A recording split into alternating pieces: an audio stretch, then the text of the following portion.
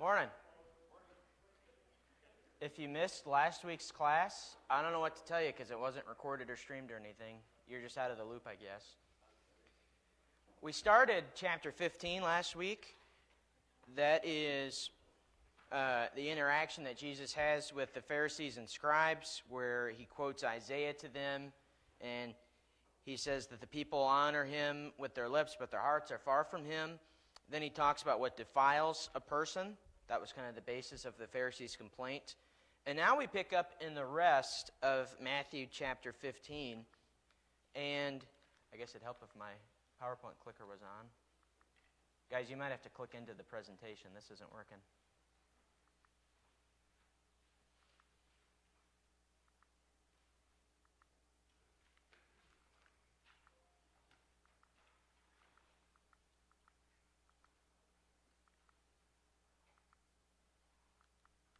Okay, there it goes. So the rest of Matthew 15 is a triad of miracle stories. It's a set of three, and some people see it really as a set of two because the last two kind of go together. It's a quick sequence of things that happen. The main one that we'll spend the most time looking at this morning is the healing of the Canaanite woman's daughter. That's the biggest chunk of the rest of the chapter, verses 21 through 28. Then there are some various healings that take place on a mountain. That's verses 29 through 31. And you could group that in with this other miracle story, which is the feeding of the 4,000. Not to be confused with the feeding of the 5,000, which happened in the previous chapter. Although some speculate that those are actually the same thing. I don't think they are, but maybe we'll have time to talk about some of that. And so as we go through these miracle stories, whether it's three or two, however you want to look at it, there are some things to think about as we study these miracle stories. One thing to keep in mind is, what does the miracle itself accomplish? In one miracle, Jesus heals a woman's daughter, a woman who is oppressed by a demon. So there's a specific act that Jesus does for that. Then there's these various healings that he does while on this mountain. And then there is, of course, the feeding of the 4,000. And so there's what these specific miracles accomplishes, whether it's nourishment or healings or what have you. And there's things to go along with that, like, it shows the authority of Jesus and so on and so forth. We've seen that with all the other miracles that he's done. But there's another thing that I want us to keep in mind as we go through this, is what does the interaction accomplish? And we see that more so with the example of the Canaanite woman, because there's kind of an interesting interaction that happens between her and Jesus, one that's kind of unlike many of the other interactions that people have with Jesus. And then when you come to on the mountain, the subsequent things that happen there, maybe not the interaction itself, but just the setting is kind of an interesting thing to think about as well. And so these are some things that we want to keep in mind as we go through some of these stories. And so with that in mind, let's read the first story here, the healing of the Canaanite woman's daughter. This is Matthew 15, starting in verse 21. It says, "And Jesus went away from there and withdrew to the district of Tyre and Sidon. And behold, a Canaanite woman from that region came out and was crying, 'Have mercy on me, O Lord, Son of David. My daughter is severely oppressed by a demon.' But he did not answer her a word. And his disciples came and begged him, saying, 'Send her away, for she is crying out after us.' He answered, 'I was sent only to the lost sheep of the house of Israel.' But she came and knelt before him, saying, 'Lord, help me.' And he answered, 'It is not right to take the children's bread and throw it to the dogs.' She said, 'Yes, Lord, yet even the dogs eat the crumbs that fall from their master's table.' Then Jesus answered her, 'O woman, great is your faith. Be it done for you as you desire.' And her daughter was healed instantly." So we have this first miracle story here in Matthew 15, and it's the healing of this Canaanite woman's daughter. In Mark's account, she's called a Syrophoenician woman. And so some see Matthew calling her a Canaanite, Mark calls her Syrophoenician. It's obviously the same story. It's in the same sequence of things that is happening, and it's an oddly specific story, given the interaction that they have. So that raises the question, well, why is there this discrepancy? Some perhaps view this as a contradiction. Mark calls her Syrophoenician. Matthew calls her Canaanite. Why the discrepancy? Well, there's a few things to keep in mind. Most people assume, and this is my assumption, that they are used synonymously. The region of Syrophoenicia is the region that Canaan once was. Canaan was part of that region. And so that is perhaps part of it. Canaan was also perhaps used as a Jewish idiom to refer to people from that area. Some speculate a little further in saying that there's perhaps some Old Testament allusion going on here when you think about Canaan and you think about the type of people that were in Canaan before it was occupied by Israel. It's often used as a way to refer to Gentile people, people who are not God's people. And so there's perhaps some of that going on as well. Perhaps you could read some of that with what happens through this. I don't see that as much, but I'm willing to admit that there's perhaps part of that going on. It seems to me more so that they're used synonymously. And you can see that given the region where it is and so on. And I have a map I'll show you in a second to show that. Notice that this section begins with Jesus withdrawing to the district of Tyre and Sidon. Matthew's intentional in telling us that he's withdrawing. He could have just said that he went away to the district of Tyre and Sidon, but he says he went away and withdrew. And so the withdrawing, and we've seen Jesus do this a couple times already. We see it, for example, in chapter 4, after John the Baptist is thrown in prison. He withdraws from the Judean area and goes to Galilee. He's been in the Galilean area since then. And so now he withdraws, and this, keep in mind, is immediately after Jesus' somewhat hostile interaction with the scribes and Pharisees. And he's offended them, keep in mind, with what he taught. The disciples even say, don't you know that you've offended the scribes and Pharisees with this teaching? Well, now Jesus withdraws from there, perhaps not wanting to get handed over right away, because his time hasn't yet come. So he withdraws to Tyre and Sidon. And perhaps some see the location, Tyre and Sidon, as perhaps part of the Old Testament allusions going on here, Tyre and Sidon being a hostile area for a Jewish person to be in. And so to show you where we are, just physically speaking, this is a map of Israel and the region at the time of Jesus. You see Judea is where Jerusalem is. That's the orange section at the bottom. Samaria is in the middle. There's not as much mention of Samaria in Matthew as there is perhaps in John's Gospel account. And you have the Decapolis, which Steve talked about in his sermon Sunday, to the right of that. You have Perea in that area as well. And then you have Galilee to the north. And if you look above where Galilee is, you see Syrophoenicia there. And at this point in Matthew's Gospel account, Jesus has been mostly either in Galilee or around Galilee. We're picking up with Jesus leaving. That part says Gergesa. I don't know that they know what that is or what that means or even where specifically that is. But it mentions at the end of chapter 14 that he's healing the sick in Gennesaret. They assume that that's where that is. And now he's leaving that area and he goes to Tyre and Sidon, which is the part that's circled up above there. And so that's the district, I think is the word it uses, of Tyre and Sidon. And you can see Syrophoenicia is right there. And so this is where that woman is from. Matthew even goes as far as saying that she's from that area. Syrophoenicia is, I don't know the correct term, the province that she is from. That's where Jesus is, of course. And so he withdraws from where he is, presumably still Gennesaret, going back to the end of chapter 14, and he goes to the district of Tyre and Sidon.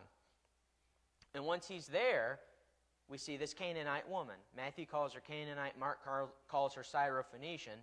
She's from that region, is what Matthew says, so you can assume she's Syrophoenician. And she comes out and she cries to Jesus. And so this isn't just a simple dialogue, but this is a passionate one. It's one that is quite intense, at least on the part of the woman. One thing to notice with this interaction, notice how this Gentile woman, she's Syrophoenician, she's a Canaanite woman, notice how she addresses Jesus. And notice this in contrast with how Jesus has been interacting with the religious elites, notably the scribes and the Pharisees.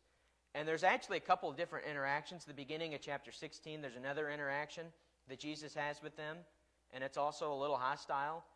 And so that kind of bookends. You have the hostility on either side of this interaction with this Gentile woman. Notice the contrast between the Jewish leaders and their hostility to Jesus and this woman with what she does. In verse 22, she cries to the Lord, "Have mercy on me." So she's pleading for mercy from Jesus. And the mercy she wants is notably the healing of her daughter. Notice also that she addresses him as Lord 3 times. In verse 22, initially, he ignores her. Then she does it again in verse 25, to which he answers. And then she does it again in verse 27. She addresses him as Lord each time. Notice also, in verse 22, she addresses him as Son of David. That is a Jewish messianic term. Something that, interestingly, we haven't seen a lot of. Matthew drops it on us at the beginning in the genealogy when he says this is the son of Abraham, son of David, so on and so forth. We've only seen it, by my recollection, one other time in chapter 9 in verse 27. And that, if I recall correctly, is done by 2 blind men. In chapter 9 and verse 27, Jesus passed from there, and 2 blind men followed him, crying aloud, "Have mercy on us, Son of David." So you see, almost word for word, the same exact plea. "Have mercy on me, Son of David." That's a messianic term, and it's being used by a Gentile woman. That's incredibly ironic that this Gentile woman recognizes who Jesus is, and the Jewish elites, perhaps they recognize it, but they're more hostile toward that reality. They don't like that. And so she addresses him not only as Lord, but also as Son of David. You have a Gentile woman using Jewish terms. And finally, we see in verse 25 that she knelt before him. That's what the ESV translates it as. Your version, if you have, I think the King James translates it this way. I don't know about the New King James. I should have looked in advance. But the word there is proskuneo, and that's very commonly translated as worship in the Greek New Testament. The idea is to kneel before, pay homage to, so on and so forth. You have the physical posture reflecting how she's feeling. She knows that she's lower than Jesus, and so she kneels before him, perhaps even going as far as worshiping him. That's kind of the implication in the word that's used. And so it's interesting, you see how this woman, this Gentile woman, this Syrophoenician woman, and Jesus hasn't spent a lot of time in this region, if he's been there at all. We know he had to have perhaps been there at some point, because he gave the woes to Tyre and Sidon earlier, after they saw what he had done. And it's ironic that she is giving him such reverence, especially in contrast to how he's being treated, and especially how he's going to be treated by the Jewish elites. And it also stands in contrast with, at least initially, how Jesus and his disciples treat her. This is part of what makes this interaction so interesting. Because initially, she addresses him as Lord, she addresses him as Son of David, she's crying out to him, and we see initially, Jesus ignores her. In verse 23, it says, he did not answer her a word. He's just silent. Maybe he's got the man thing going on where he doesn't hear what the woman says for whatever reason. That's pretty common with men, as I understand it. He ignores her. And then, in addition to that, we see the disciples. The disciples begged Jesus, and notice that strong word. They begged him to send her away. They do that in verse 23, which, by the way, makes you recall what they did in chapter 14 when they didn't think there was any way to feed that crowd of people, and they want to send them away as well.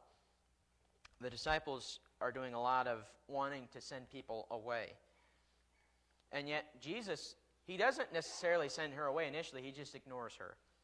And they beg him to send her away. This interaction is really interesting because it almost seems like an argument where they're going back and forth. And I don't mean argument as in you're fighting and it's hostile, but maybe a better word is a dialogue, where you're going back and forth and you're just talking things out. Kind of like a debate almost, where she has one thing, then Jesus gives an answer, then she says another thing, Jesus answers that, and so on and so forth. And this is abundantly clear when you look at the Greek with the repetition that's used, where it's the same word that's used repeatedly over and over again. With each request that's made by the woman, it says, but Jesus answered and said, and the word there is apokrinomai. You don't need to know that. That's not going to be on the test. But the repetition there is important, because it's sort of like a sequence that's unfolding over and over and over again. And perhaps there's some repetition here that's maybe a little bit emphatic. He also answers the disciples in verse 24 after they beg him to send the woman away. And so the woman says something. In verse 23 it says he answered her not. That same word is still used, even though he actually doesn't say anything. Then the disciples say something in verse 24. He answered them. And then verse 26, same thing. Verse 28, same thing. And so this is the interactions between this woman and Jesus. I hope this isn't too small for you to read. She begins by saying, my daughter is severely oppressed by a demon. And so this is the beginning of her petition to Jesus. What does Jesus say? He didn't answer her a word. So that's the first interaction. Then there's an interaction in between with Jesus and the disciples. Then she says, Lord, help me. Notice she calls him Lord again. This is where Jesus says it's not right to take the children's bread and throw it to dogs. There's a lot going on here. People sometimes take offense to this. He called her a dog. Jesus needs to repent of using a slur against a Gentile woman. The term dog there is actually an endearing term. There's the bad kind of dog and there's a good kind of dog in the Greek, and this is the good kind, the puppy kind of word. And what he's doing is he's using a symbol here. Notice he refers to children. That's referring obviously to the children of Israel. That point is pretty clear when you look at that. He says it's not right to take children's bread and throw it to dogs. And this is in line of what he just says to his disciples when he said, I've been sent to the lost sheep of the house of Israel. And so it's clear as you go through this, Jesus' mission, it will ultimately be for the Gentiles. That point is made abundantly clear at the end of Matthew's gospel account when he gives the Great Commission to go into all the world and make disciples, right? At that point, it's to all the world. But for now, it's still to the lost sheep of the house of Israel. And this goes all the way back to chapter 10, when Jesus initially sends the 12 out, and he says, we're going to the people of Israel at first. This is why all throughout the New Testament, you hear verbiage, like I think, for example, in Romans 1, where Paul says, I'm not ashamed of the gospel, for it's the power of God for salvation for all who believe, to the Jew first, and then also to the Greek or to the Gentile. That's the reason for that, because Jesus initially goes to the Jews, but eventually the Gentiles will be included in that as well. And perhaps this is a little bit of foreshadowing leading up to that. So she says, Lord, help me. He says it's not right to take the children's bread and throw it to the dogs, because keep in mind, his mission is to the lost sheep of Israel. But then she gives an answer back. She says, yes, Lord, yet even the dogs eat the crumbs that fall from their master's table. Notice that even though they're almost sort of arguing here, going back and forth, for one, she still addresses him as Lord. That's important. And notice also the faith that we see in this woman. She's not asking for a whole loaf of bread. She's asking for crumbs. And notice whose table it is. It's not the children's table. It's the master's table. The master is the one who has the control of this situation. She knows that Jesus is the master. She's just asking for crumbs. To which, of course, Jesus says, O woman, great is your faith. Be it done for you as you desire. And so this is a really unique interaction. You don't see a lot of this where there's sort of back and forth between Jesus and this woman. You don't see this very often. Now, it's interesting because to some, Jesus seems off-putting, if not prejudiced. During COVID, when TikTok was really blowing up, it was really popular. I don't know how popular it is now. I don't hear much about it. But when it was really popular, when people were cooped up at home and so on, there was a supposed pastor who made a very viral TikTok talking about this interaction. And in that interaction, he accused Jesus of being a racist, and that Jesus needed to repent of his racism. Well, that's obviously not true, because we know Jesus didn't sin. The Bible makes that abundantly clear. He was without sin. That kind of defeats the whole point. If Jesus had sin, he can't be the unblemished Lamb of God sacrificed for our sins. So we know that's not true. But to some, he seems, at the very least, a little off-putting, if not perhaps a full-blown prejudiced person. They say, well, he's not going to heal this woman because she's a Gentile. Notice that he does actually heal the daughter. And so they're wrong about that. He does eventually heal her. It's not like he's not going to heal her. He does heal her. And then there's the whole thing where he calls her a dog. He's not addressing her as a dog. He uses an example. And even if he was calling her a dog, it's the endearing kind of dog, not the bad one. But I digress. So some view this as off-putting, if not prejudiced. But what really is happening here, and I think if you have common sense, you'll see this, Jesus is testing this woman's faith. And she does, of course, pass the test. And we see this in Jesus' final answer to the woman. So first he ignores her, then he gives her a little rebuttal, but then she rebuts that, to which he commends her faith. And then he does eventually heal this woman's daughter. She was made well at that hour, is what it says. So it's not as if Jesus is prejudiced, because he does actually heal this woman's daughter. But what happens is you have a little poking and prodding going on here. I almost see a little bit of the Socratic method going on here. If you're not aware, Socrates was around. He was a Greek philosopher sometime in probably about 400 or 500 years before Jesus walked the earth. Sometime in the 4th or 5th century BC. I don't remember off the top of my head. And one thing that he would do is he would teach people through discussion. So if you've ever been in a discussion-oriented class where the teacher asks a question and you answer, that is a Socratic method type of thing. And you learn through interactions. You see this in a lot of movies sometimes where a professor kind of pokes and prods and they don't actually believe what they're saying, but they're maybe trying to stir the pot a little bit, trying to get you thinking. I think there's a little bit of that going on here with Jesus, where he's kind of poking and prodding the situation, and it leads to the woman's desired outcome, and it also leads to a desirable outcome for this woman's faith. So, what does this miracle story teach us? Well, the obvious thing that we can garnish from this, as with the other ones, is Jesus' authority to heal. We've seen this repeatedly. We're going to see it a few more times. Jesus has the authority to heal. He has the authority to cast out demons. He has all of this authority. And notice, he can even do this remotely. We saw this before in chapter 8 with the centurion servant. This is almost a parallel of that, where you have a Gentile person coming and the person they want healed is healed because of their great faith. You could almost make the case that these are parallel accounts, because there's a lot of similarities. They unfold in a similar manner.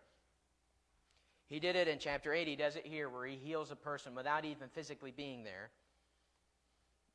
But we also see that this proves Jesus' teachings. For him to be able to do these things, it shows that he has authority, and it further authenticates the things that he's saying. And we've seen that throughout this. We also see that it's important to keep faith even in the midst of obstacles. In life, we have a lot of obstacles that are going to come our way. That doesn't mean we just give up. This woman, to her credit, does not give up. She doesn't take rejection here, or perceived rejection. She doesn't take that. The disciples want to send her away. She continues on. She remains reverent toward Jesus. She doesn't get angry. She just continues to keep her faith, to which she is rewarded. This woman's faith persisted through these obstacles, perhaps first thrown up by the disciples, then Jesus seemingly throws some up, but her faith, of course, persists. Another thing we see in this is possible foreshadowing to Gentile inclusion in terms of salvation for all people. Because despite this woman not being part of the lost sheep of the house of Israel, she's not getting the bread, but she does get the crumbs that fall from the master's table. So that's the first miracle story. Are there any comments on any of that? I know something like this, that's a dangerous question to ask. Garfield? It's sort of like praying for something, and if you don't receive it, pray again and pray again. Be consistent. You know, like you pray for someone to get well or whatever it may be. You know. Yeah. Garfield likens it to prayer. Sometimes we pray for things, and sometimes it takes a while. That doesn't mean you lose hope. Sometimes God answers our prayers with yes. Sometimes He answers them with no. And I'd say sometimes He answers it with not right now, but maybe a little later. Yeah, that's why you ask if it be your will. Yeah. I always try to say that in my prayers when I'm praying to myself, especially if it's something like a person's health or what have you, that the Lord's will be done. Because sometimes we're in the dark with what God wants. Something that I find interesting is this Canaanite Syrophoenician woman. She, right at the very beginning, addresses Jesus as the Son of David. And where do we see that among the Jewish nation, where they address Him as the Son of David so confidently, like this is happening here. And the crumbs that she's receiving is to me, it seems like it's a very important example that of her faith and being able to receive this, what would seemingly be a far-reaching opportunity. This is an important miracle, and I think you're right in touching that it's to the Jew first and then to the Gentile miracle being showed here. And I talked about this a little bit in my class, miracles class. But right off the bat, Son of David. And I think that's a recognition that most people didn't make, when they encountered Jesus like that. Yeah, Amos touched on a couple things. One is the woman addresses him as Son of David. That stands in a pretty big contrast with how the Jews have been treating him to this point, and of course how they're going to treat him. And then, what was the other thing you said? I don't remember.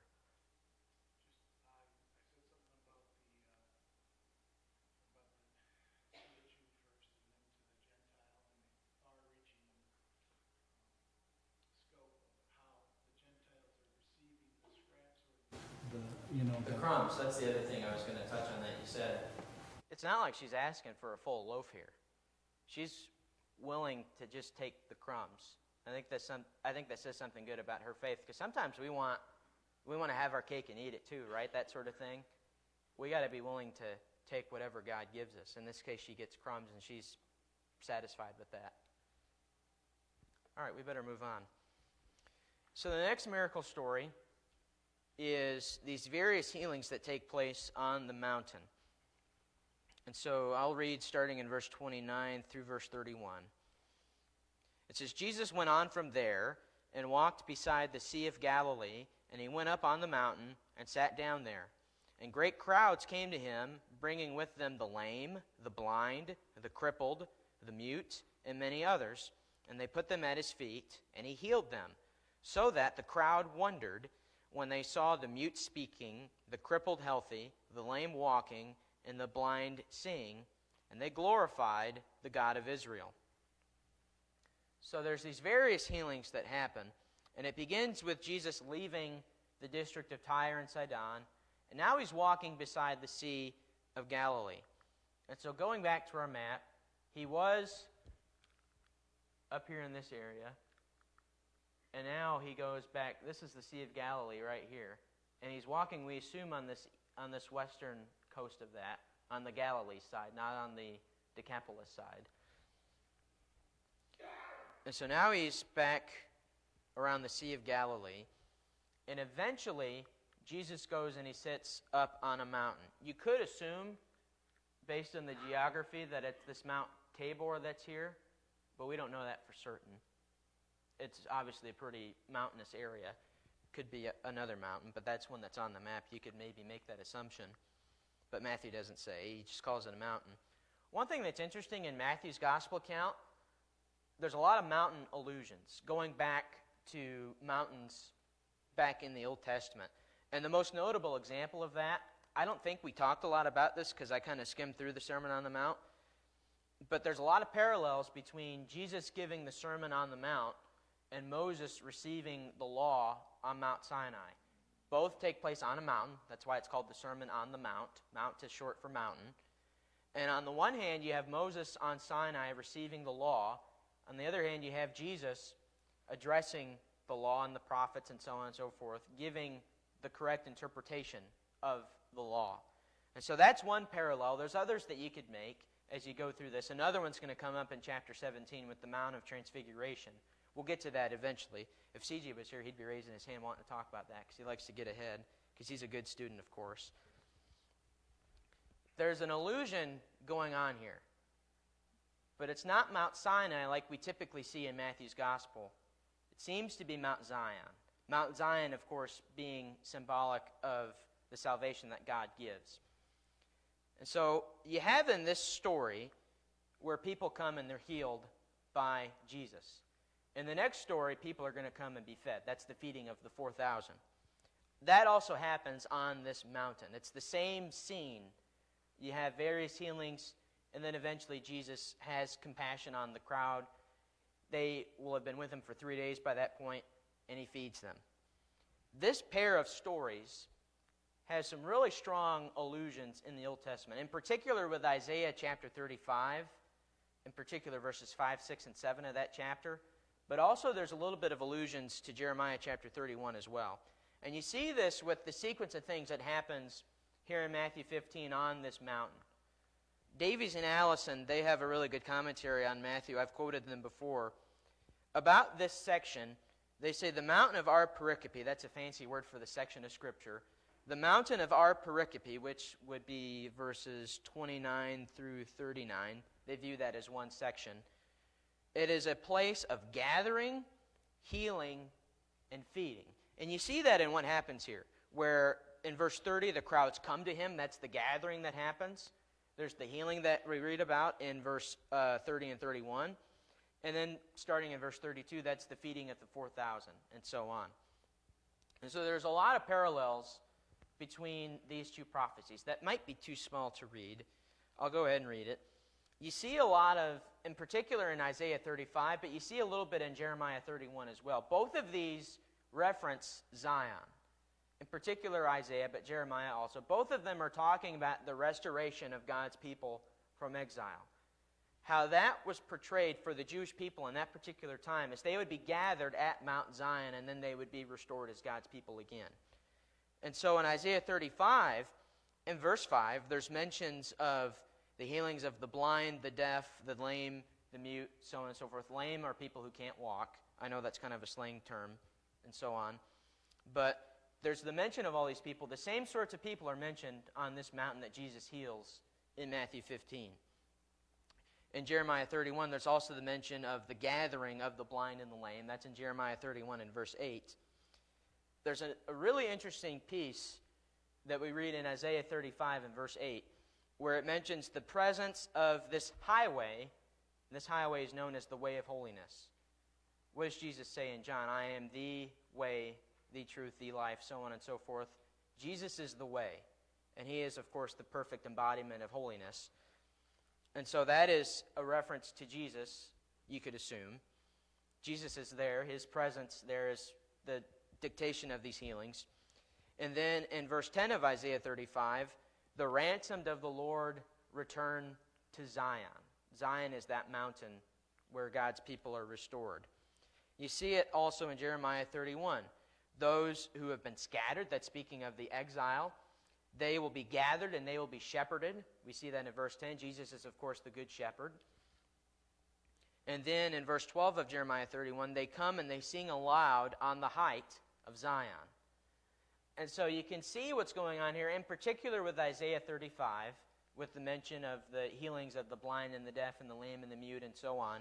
You can also throw Jeremiah 31 in there. There's some strong allusions with this mountain being Mount Zion. And so Jesus is on this mountain. He initially goes up by himself. The crowds gather there. They come to him in verse 30. And among the crowds are, of course, the lame, the blind, the crippled, the mute, etc., like we read in Isaiah 35.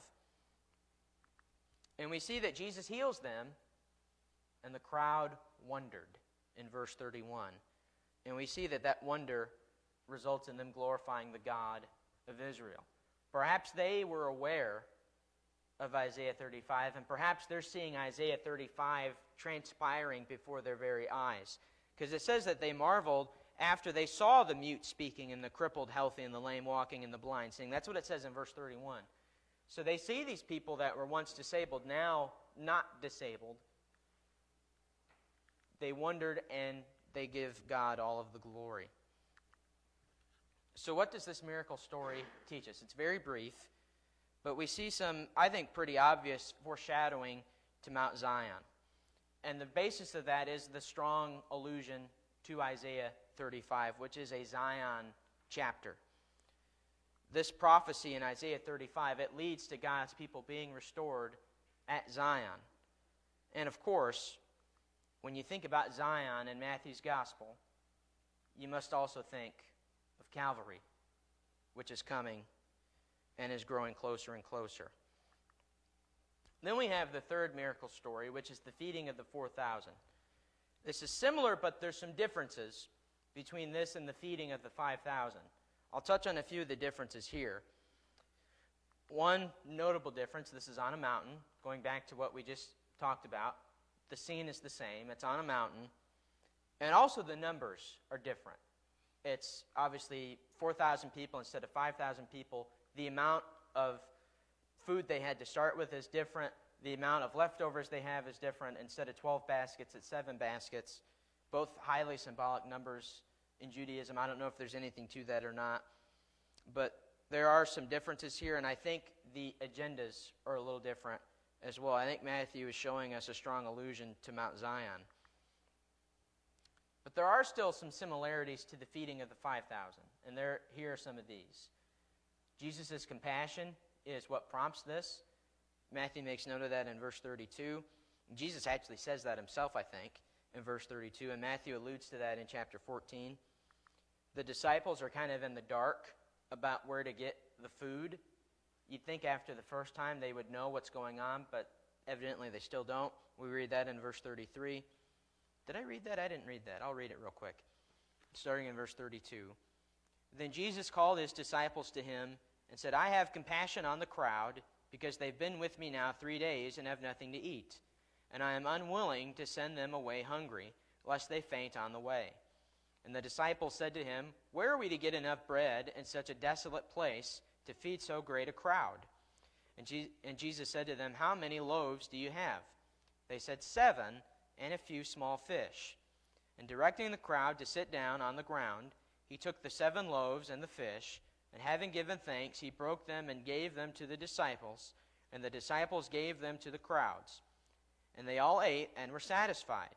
And they took up 7 baskets full of the broken pieces left over. Those who ate were 4,000 men, besides women and children. And after sending away the crowds, he got into the boat and went to the region of Magadan. So we see here, this is prompted by Jesus' compassion, as it was in chapter 14 with the 5,000. Once again, the disciples are in the dark. They don't know where they're going to get this food from. Presumably a lack of faith on their part.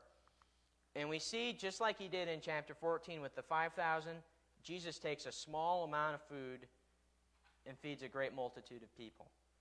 We see that with this miracle itself. So what does this miracle story teach us? It teaches us much of the same things as the first miracle, the first kind of version of this, or the first similar rendition happened with the feeding of the 5,000. Some say they're the same thing. I don't think that's the case. But we see once again, Jesus is moved to act based on his compassion. It's going to ultimately be the basis that Jesus has in going to the cross. He does that because of the compassion that he has for us. And once again, just as he did with the feeding of the 5,000, Jesus again demonstrates authority over natural things, in this example, food. You can see it in John when he turns the water into wine. You see it with the feeding of the 5,000. You see it here with the feeding of the 4,000. He's able to take just a little bit and make it go a long way. So thinking about this triad, or perhaps you could call it a couplet, of miracle stories, what things do we notice here? Well, one thing to keep in mind are the reactions that we see by the people. We see initially the perseverance in the faith of the Canaanite woman. That says something good about her. And then when those people are healed on that mountain, they glorified God. That says something very good about them. Perhaps they were aware of what was taking place in front of them. Another thing we see is we see the motivations for Jesus' actions. Jesus heals the woman's daughter because of the display of faith that she shows. And then we see that he feeds this crowd because of the compassion that he had for them, notably because they'd been with him for 3 days. Another thing, we're beginning to see it. It's going to, I think, reach its climax.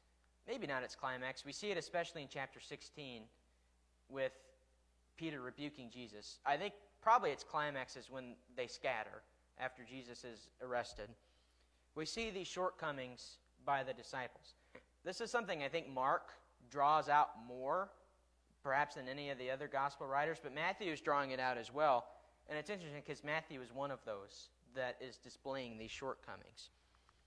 We see it initially in how they beg Jesus to send this woman away.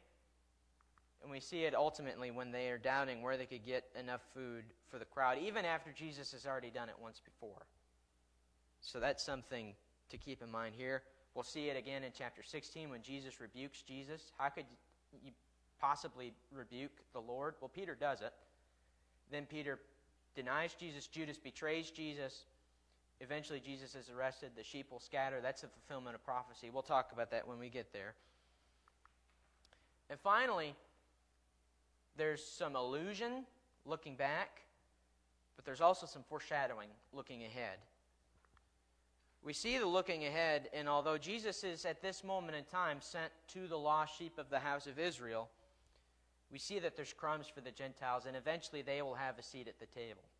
We see that culminated in Acts 10 with the salvation of Cornelius and so on and so forth. There's also the allusions looking back at Zion, the prophecies in Isaiah and in Jeremiah. If you're looking back at Zion, you're also simultaneously looking ahead to Calvary, because that is how we get to Zion, is through Jesus going to Calvary for us. The clock just struck 10:45. That's all the time we have. Thanks for your attention.